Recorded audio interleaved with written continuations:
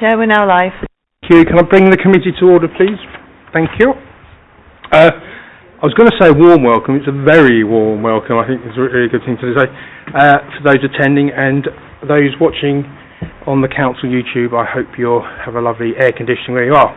My name is Councillor Henry Higgins. I am the chairman of this meeting. The details and business are to be considered today are shown on the agenda.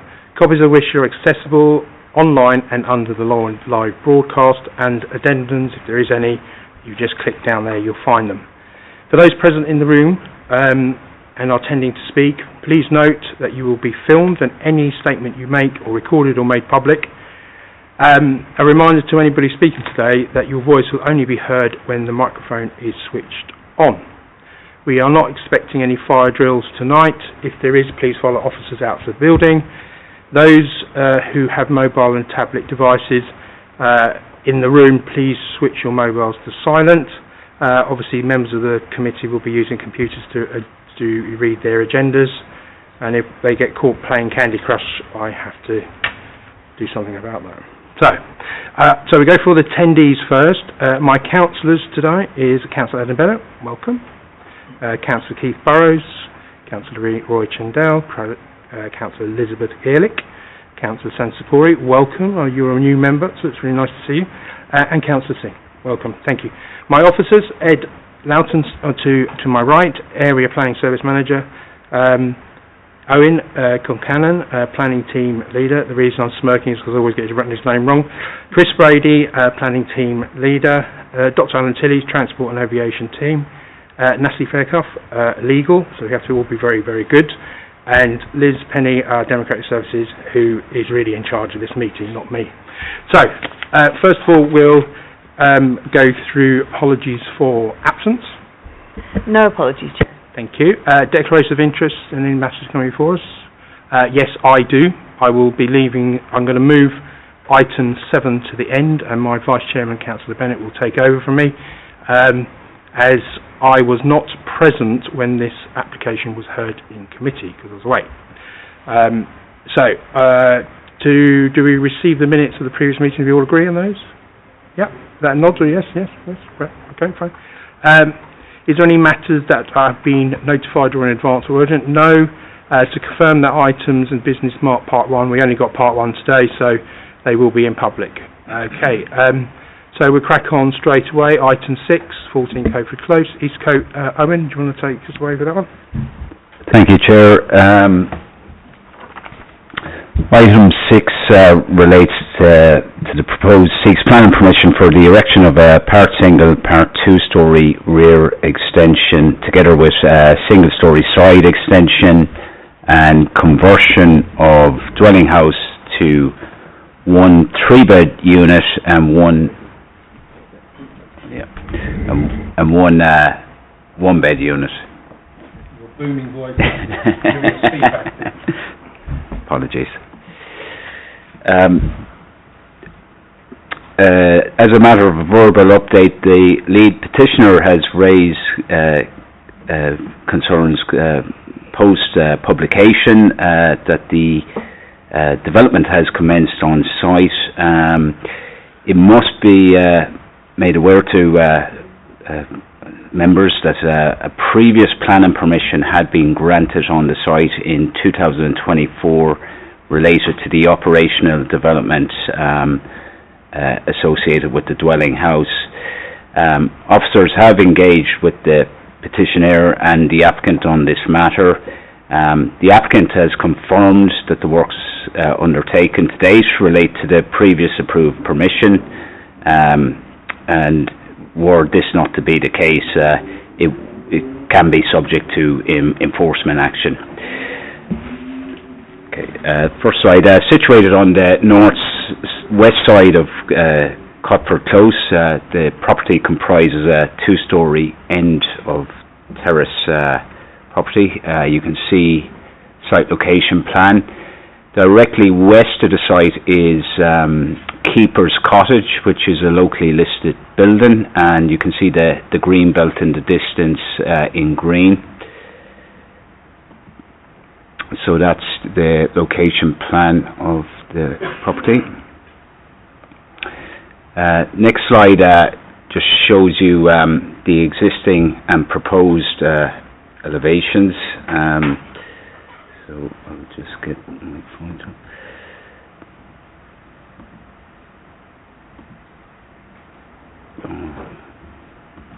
Right, so up top is your existing front and rear elevation.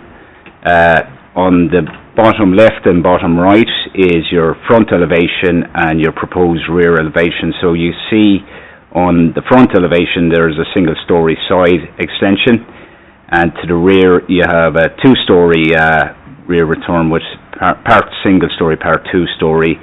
As you can see, the two-storey element is set in quite a distance from the neighbouring property at number 13. And this is the side elevation. So again, you have your existing side elevations on the top, and you have your proposed side elevations on the bottom side. As you can see, part single-storey, set back from the main frontage, and then the rear elevation, you see the two-storey element, it's set down from the ridge line, and the actual part single-storey is set quite a distance down from the eaves, so it does have a subordinate appearance. And here you have the existing ground and first floor plan, and you have your proposed ground and first floor plan. So the main difference from, as noted, there has been a previous permission granted in 2024 related to the extensions part. The main difference with this application is involves a conversion also. So the ground floor would be a three-bed family-size unit. You have your living room to the front, kitchen to the rear, 3 bedrooms, dual aspect, quite a generous layout with access to a garden.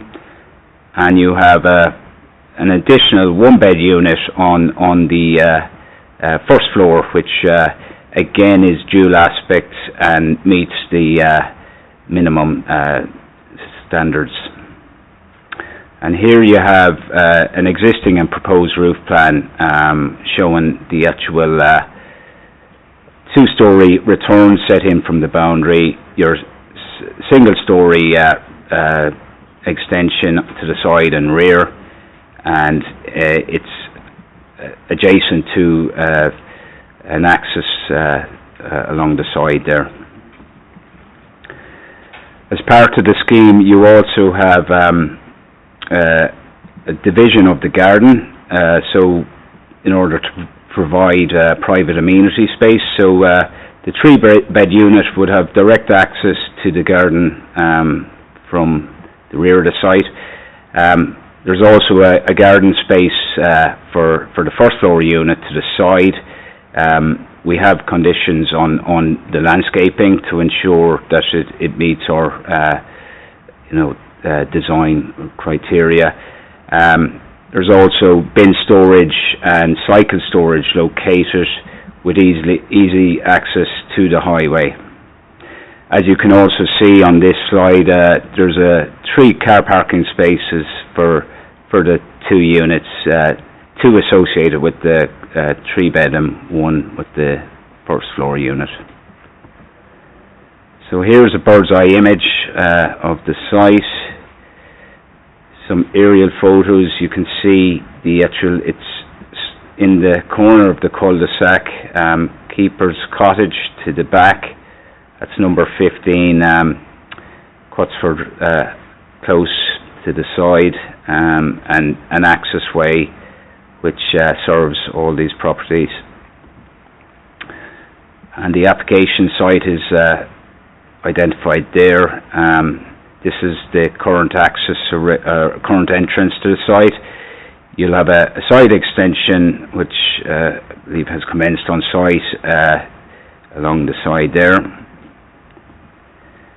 And this is the access laneway between the application site on the right and number 15 on the left, with Keeper's Cottage at the back. Again, another site photo. This is the rear elevation of the application site, number 13 here. I just point out that they have an existing extension at number 13. The current application's extension would not project beyond this extension. Right, in terms of principle,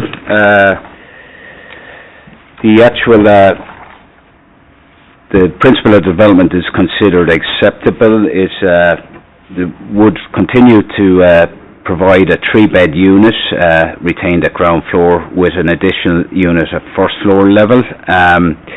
Policy DMH4 allows for a conversion of a dwelling house to a flat where the building is of suitable size and there are no more than 10% of properties within the street already converted. A survey has been carried out on the street with over 30 properties, and a review of planning, historic records and council tax records shows that there are no other conversions on the street. So this conversion would meet the 10% threshold. In order to safeguard family units, we have also added a condition, condition 11, which prevents the property from being converted from C3 residential unit to C4 house of multiple occupancy. In this instance, we feel it's reasonable, given there is a policy requirement to protect family size units, and it also addresses some of the issues raised within the petition that has been received. As demonstrated in the slides, the design is considered acceptable. It has been previously approved through the 2024 application. Its overall scale and size would appear subordinate to the main property itself and would blend in with the street and its surroundings. There would be no adverse impact on neighbours' amenity. It passes the 45-degree test, the 2-storey element. There's no loss of outlook, daylight, sunlight, and officers are satisfied it would not lead to an unneighbourly development. Highways have also been consulted, and we're satisfied that the parking arrangements is acceptable. The overall standards of parking meet London Plan standards, with a 3-bed unit maintained at ground floor, 2 parking spaces. Overall, the standard of accommodation is considered acceptable, and officers recommend approval subject to conditions. Thank you, Owen. That's brilliant. It's a petition item, but Mrs. Brown can't make it.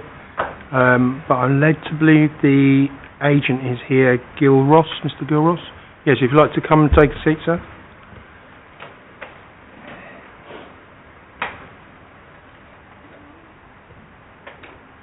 Okay, so we have a traffic light system, sir. So green, talk as much as you want, that's 4 minutes. Amber goes to 1, and then red, I will stop you. And please don't be insulted, but I will stop you, okay? That's okay. So whenever you're ready, just press the mic. Firstly, thank you for allowing me to speak this evening. I'm conscious this is the first application, so I don't want to take up too much of your time. Ian's report is excellent, and thank him and his team for his support on this application. We're aware of the concern that regarding the application, as Ewan mentioned, that the proposed extensions have previously been approved, and it's really the principle of converting that extended house into 2 flats.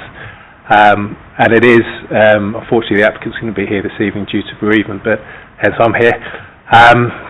The applicants intend for it to remain as flats, and there's no intention to convert this property into an HMO. Ian and his team have safeguarded that, and it would be enforceable due to the conditions that are currently proposed on the proposal. One thing Ian didn't mention previously, there has been a lawful development certificate application approved on the property, which did grant permission for the conversion of the house to an HMO. So apologies if that has caused any misunderstandings for neighbouring residents, but it is the intention of the applicants to very much convert this into high quality flat accommodation. And thank you for your time. Thank you very much. Okay, is any councillors got any questions? No? You may take a seat. Thank you very much. Right, I'll just open it straight to the floor. Who's going to take me away? Councillor Bennett.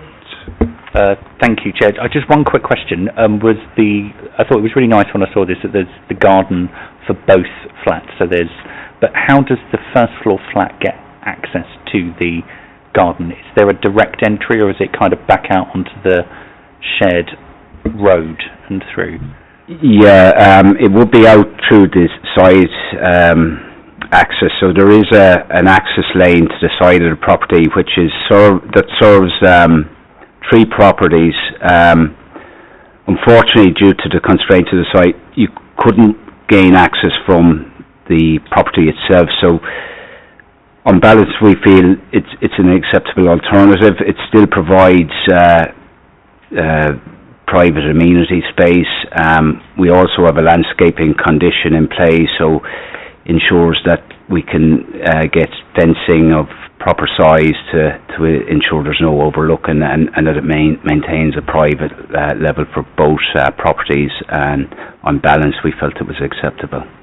Sure. Yeah. No. It's I guess it's a nicety to have both flats having outdoor space, but the constraints of the site are such that you can't get access from both of them straight into the garden. I think, given this has already been approved before, and it's just the conversion that we are really considering tonight, I'd be happy to approve the application in line with officer's recommendation. Thank you very much. So I have a proposer, Councillor Geerlich. Thank you, Chair.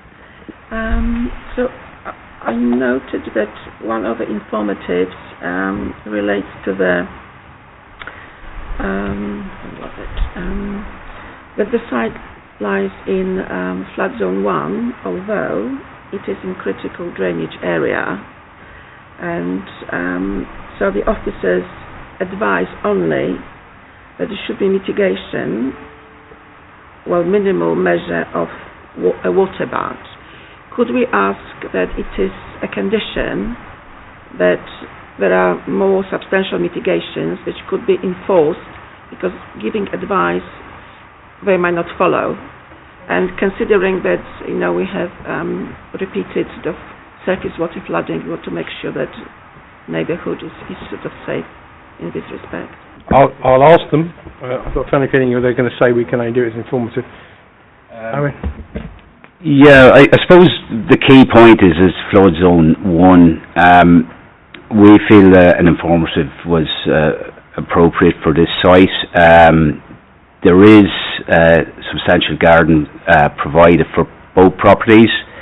There's conditions in play that prevents, that we have asked for landscaping details up front. So, on balance, again, we feel that a condition would not be needed in this instance, given the scale of the development and given that it's in lower risk of flooding.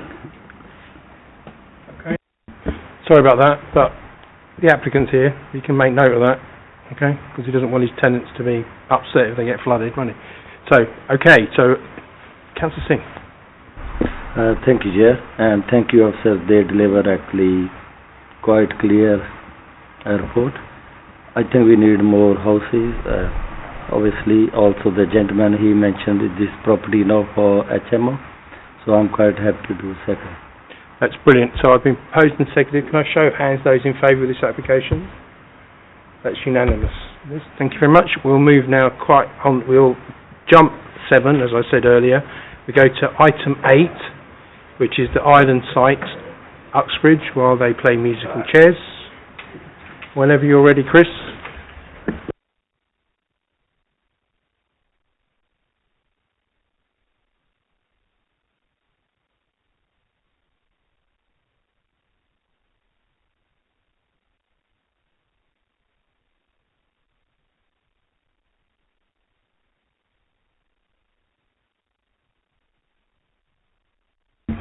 Thank you, Chair. Item 8 relates to the island site on Eskdale Road. The application itself relates to the redevelopment of the site to provide new commercial buildings for use within classes EG3, B2, B8, together with associated infrastructure on site to include landscaping, access, servicing and parking. The application site is denoted here in red. It should be noted that the island site itself on Eskdale Road lies within the Uxbridge Industrial Estate. Yeah, that was a bit slow moving. You'll note that on the screen here, the site, the existing building that covers most of the site and showing the surrounding industrial buildings as well. Here is the existing site plan. Regarding planning constraints, the site and surrounds are designated as strategic industrial locations. The site's on potentially contaminated land and within an air quality management area. Here is an aerial view showing the site's industrial setting. It's a little bit slow, it will catch up. Here are some site photos showing the poor quality of the existing site and buildings and extensive pavement parking around the site. Liz, we might have an issue. Continue? Yeah.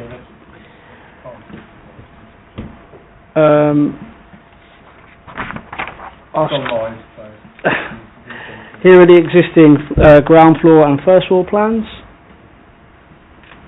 You want me to sum up? Okay. In conclusion, the principle of redeveloping the site for EG3, B2, B8 use within a strategic industrial location is supported by the development plan. The building's design is appropriate and notable improvement on the existing development. It would not harm the residential amenity. There are no objections from the public, internal or external consultees. The application is recommended for approval, subject to conditions and a legal agreement. Okay, fine. Now, before I go to you, you've all read the papers, so you understand what's going on, so you don't need the presentation. You're all happy with that, yeah? Okay. Councillor Chumdale. Thank you, Chair. I'm always up for development. I think this is a sensible development. It's in the industrial area already. It's controlled. We're not asking for high-rise buildings or anything else. And I think this will aid the area and it will aid business. So I'm more than happy to go with the officer's recommendations with all the conditions and everything else associated with it. Councillor Burrows. Thank you, Chair. I'm happy with this development, especially as it's in my ward anyway. It's going to make the area look much better because at the moment where they park on the pavement, etc., if they can get rid of all of that and put these buildings in, it is going to be much better for that area. I would just like to emphasise the fact we have got a construction management plan in there, but we do, as a council, need to ensure that they stick to that, because obviously it is a very busy industrial site already, and with the flow of more traffic whilst the construction's going ahead, we don't want to upset the residents as well that live literally on the periphery of the industrial site. So, but I'm happy with it. It's going to be a great development once it's there. And I'm happy to second. Great. So, I'm proposed and seconded. Yeah, you okay? Proposed and seconded. All those in favour? Show hands. Yes, that's agreed. Item 9, field adjacent to Yedding Junior School. Chris, it's you again, I think. Thank you, Chair. Yes, as you said, item 9 relates to the playing field adjacent to Yedding Junior School. Planning permission is sought for the placement of a sports recreation related containers and structures on the playing field grounds and all associated works.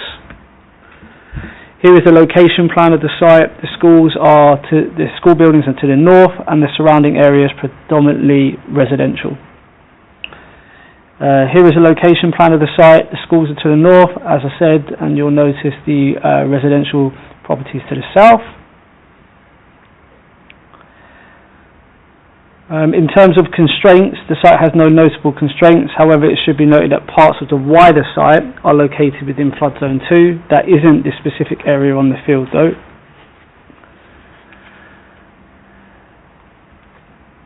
Here is the second location plan. Here is an existing site plan. As you can see, the field is bordered by trees and directly accessible from the school. Here is a proposed site plan showing the containers. Here is the proposed front and rear elevations of the containers. Here are the side elevations of the container and its internal layout, which includes changing rooms, storage space, toilets and showers. Here we just have some 3D visuals of the existing site. The same for the proposed. As you can see, it's well set within the landscape. It's very modest in scale in comparison to the overall size of the field. Here is a bird's eye view showing the school and the surrounding residential environment. Here is the photo of the existing routes from the school to the playing field. Here is a photo of the northern field border, providing long distance views towards the location of the proposed containers. Here is a photo of the location for the containers. They would be metres away from the bank of trees. Here is a photo of the wider playing field. Okay, so just in terms of the assessment, as noted in the committee report, planning permission is sought for 2 pre-purchased sports containers, 2.6 metres in height, 2.5 metres in depth and 12 metres wide, to be placed on a concrete base on an underutilised playing field. The containers will provide changing rooms, toilet, showers, drying facilities and equipment, storage, significantly improving the school's ability to deliver sport and physical education. Despite a minor reduction in the field size, the facilities will enhance the overall usability. Due to their use, design and location, the facilities would have no adverse impact on the area's character, amenities or the highway network. Conditions are in place to ensure that the trees are protected, appropriate drainage is provided and BNG requirements are met. It should be noted that Hillingdon have been consulted and have raised no objection to the development. It is therefore recommended that the committee grant planning permission for the proposed development subject to recommended conditions. Thank you, Chair. Thank you very much. Councillor Bennett? Thank you, Chair. So I'm a big fan of the colour blue, as you might have guessed. But, so the pictures on page 124 of the report of the proposed containers, are we able to condition the colour? They look like a couple of shipping containers when they're painted bright blue. Just wondering, with your beautiful picture you had up there a minute ago of the vista of the playing field, whether we can paint them green or similar. Chairman, I'd like to agree to some wording that you'd approve, if possible. So we'll go back to the applicant with the proposal. Once we have it approved, we'll do it in consultation with you. Okay, fine. Thank you. Councillor Bennett? And with that, I would be happy to approve the application in line with the recommendation. Thank you very much. Councillor Chandell's next, sorry. Thank you, Chair. Yeah, just echoing what Councillor Bennett just said. But additionally, when we look at proposals such as this, especially on, I know it's not Greenbelt, but we always use the word harm. There's no harm here, and it's completely covered by the trees, which is good. I just wonder the location of where they're siting it, right in the middle. It seems strange to me, where I would have preferred it nearer the main auxiliary building rather than out in the sticks. Purely because somebody might come along and do all the unnecessary things that unfortunately antisocial people do. But apart from that, you know, it's a good development, and it really does enhance in terms of conditions for the kids for this school. So I would be happily to second this proposal application and go with the opposite's recommendation. Thank you very much. So I'm proposing to Councillor Gaelic and then Councillor Singh. Thank you, Chair. Yes, so just following on from Councillor Chandell's comment, that those containers are some distance away from the school. Are there any measures in place to ensure that containers and the contents are secure? Sorry, Chris, I was meant to go to you before that. Sorry, Councillor Jindal. Thank you, Chair. So the main reason for why the containers have been located where they are is so that it's got easy access for the students to be able to carry the equipment. So at the moment what's having to happen is a large proportion of their PE lesson is taken up by having to carry equipment a significant distance from the main building. So I understand the point around security. They will be locked. Obviously there is a security perimeter fence around the site, fence hedging. At the moment, I'm presuming that the school is very secure at night time. We can, by all means, ask the applicant whether they've taken into consideration those measures, but the actual siting of the container itself has been strategically placed in order to cut down that carrying distance and improve the amount of time that they can actually be carrying out their PE lesson. Thank you. So what we do with that condition, we put maintenance on it as well, yeah? Yep, no problem. Okay, fantastic. Yep. Councillor Singh. Thank you, Chair. I think this is good development for the kids. We need these equipment over there. So anyway, I know the first and second, so I suppose this offset penalty. Thank you very much. So I'm proposing second to show of hands. Those in favour? That's unanimous. I will now very smoothly locate. Yeah, you have to come here. Yeah.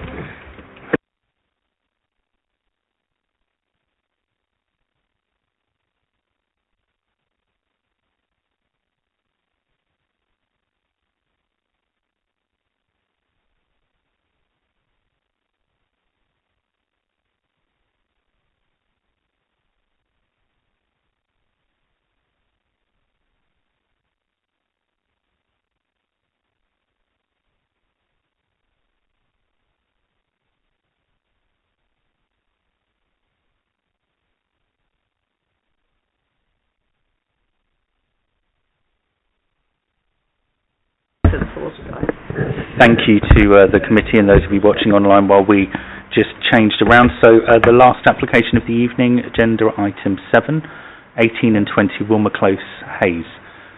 Is that a Chris or an Ian? Thank you, Chair. Just because we've had a few issues with the laptop, I'm going to scroll straight to the relevant plan. That is, so everybody's got it on screen. It can be seen online as well. So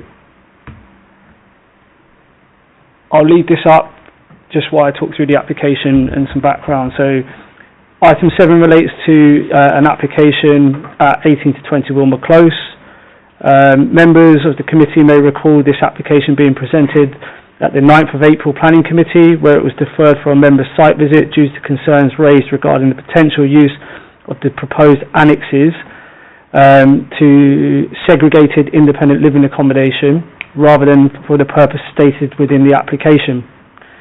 This site visit took place on the 2nd of the 6th, 2025.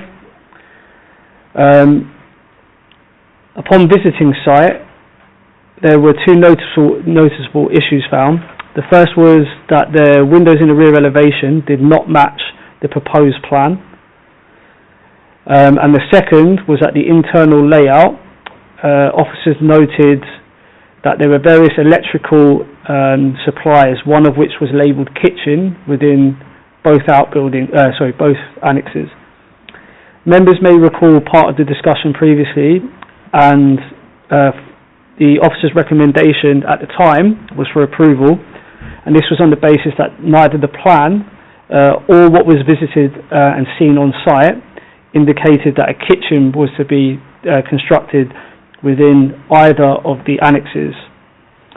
And at that point in time, the plan and the submission was considered to meet the council's outbuilding policy, DMHD2. However, upon visiting site, officers contacted the agent.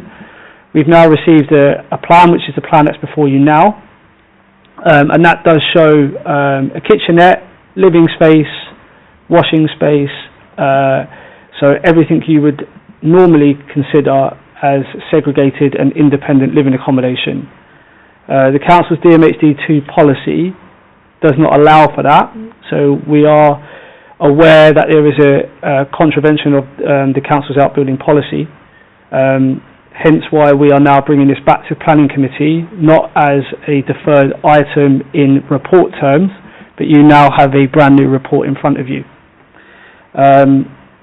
Now, consideration has been given by officers to the submission, and in particular the appeal decisions within that submission, of which there were five appeals indicating that where the council had refused a planning application for an annex, one of those actually including a kitchen itself, then those were overturned, that appeal, by the inspectorate.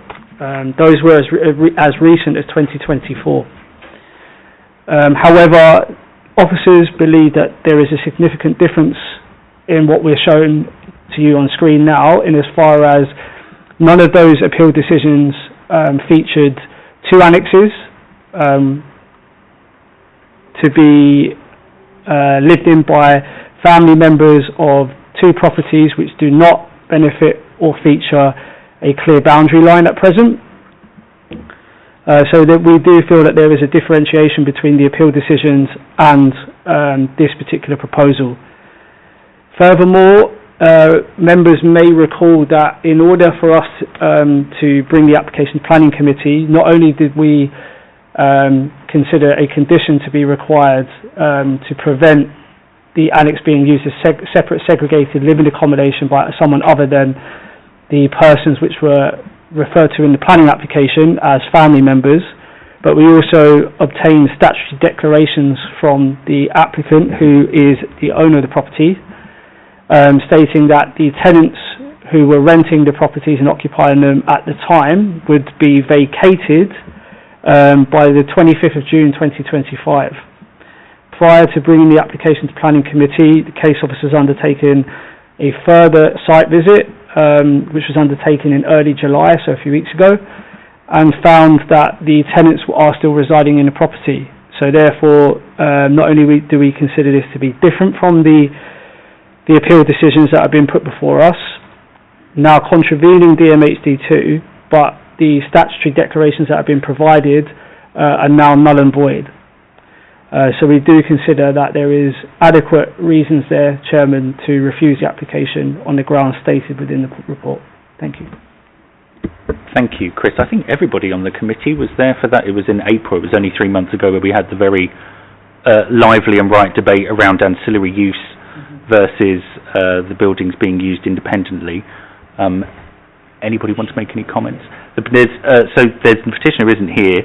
And we heard the petition at the last meeting, yeah, I guess because the application's now recommended for refusal, they're not here. Councillor Chamdale. Thank you, Chair. I just want to say well done to the officers to put meat on the bones. I mean, as you said, Chairman, quite rightly, we had a long discussion on this. Committee members who've been on this committee for a while, I think the term was used, it doesn't smell right, it didn't look right, even the plans doesn't suggest it's correct. And I'm really, really grateful to the officers to actually put real meat on the bone for. I imagine this will go to the inspectorate, and I hope the inspectorate will take the view, with all the effort that you guys have put in, that all these Lego blocks put together make a huge building. We knew from the outset, from what was being presented and what was going to happen, and I wish I was proved wrong, but no, we weren't. So I'm more than happy with all the work that's been done, all that's been said, to definitely go with officer's recommendation. Thank you, Councillor Chamdale. Councillor Burrows. Thanks, Chair. Yes, I agree with Councillor Chamdale. We did have a long debate over this, and I'm pleased that committee, in fact it was me, that suggested deferral for a site visit, because then it gave the officers the chance to come up with, as Councillor Chamdale said, the meat for the bone. It is a very good report, and I hope that, as Councillor Chamdale's alluded to, if it goes to an inspector, the inspector actually sees it for what it is and agrees that our officers are correct, and they have put forward a very good case for the refusal. Therefore, I would like to second the recommendation for the report for refusal. Thank you, Councillor Burrows. Any other speakers at all? Councillor Singh. Thank you, Chair. Only I can say thank you to the officers. They done really hard work and they took the right decision. So, otherwise we already mentioned those, so I'm support the Thank you. recommendation. Thank you. Proposed, second and thirded. Could I have a show of hands for the refusal of this application?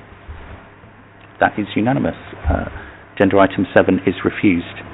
And that brings us to the end of the committee meeting. Thank you, everybody.